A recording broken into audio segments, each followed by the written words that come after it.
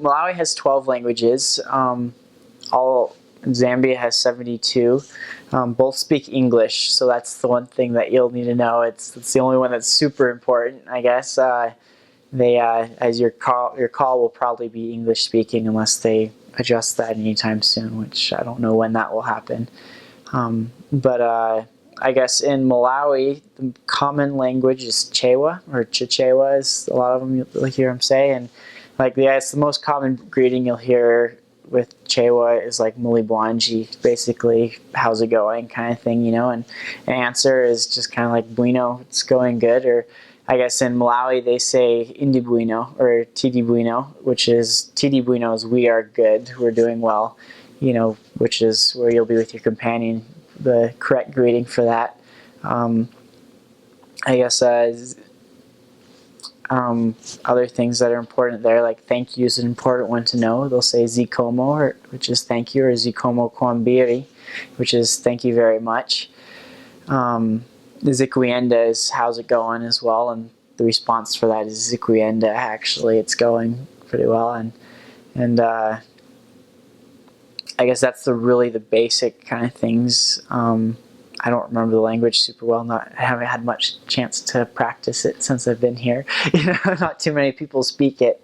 I guess in Zambia, you'll find Nyanja is the most common language that's there. Oh, and I guess Malawi as well. Like Imsale Bueno is go well or stay well, and Mwende Bueno is go well. Like, so if you're leaving somebody's house, you say Imsale Bueno. Basically stay well, or if they're leaving you say Mwende Bueno, travel well, and things like that. I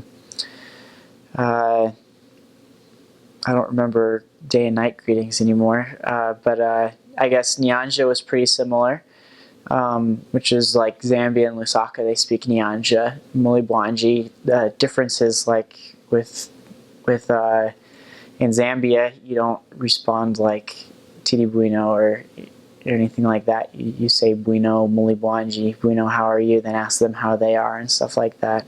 Zikomo is still like the thank you, and those are, thank goodness, the main parts. Those are the same. Once you get a little deeper, it changes up a little bit.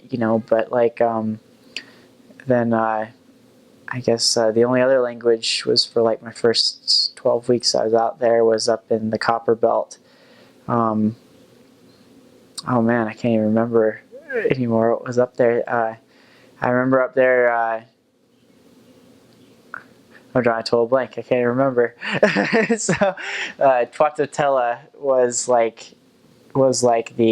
thank you and stuff up there. And the only thing I remember that was really interesting there was they always put mquai or umquai at the end of it, which was like to give respect and stuff. And if you were speaking to someone normally, you'd say like mquai, and like if it was an elder, you'd always respond like umquai, showing like extra respect to whatever you were giving.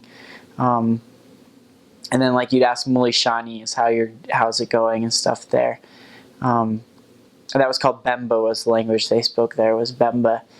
And that was an interesting one as well. I didn't pick up much of that at all. Chewa was probably the easier of the ones to pick up because I lived there for quite a while.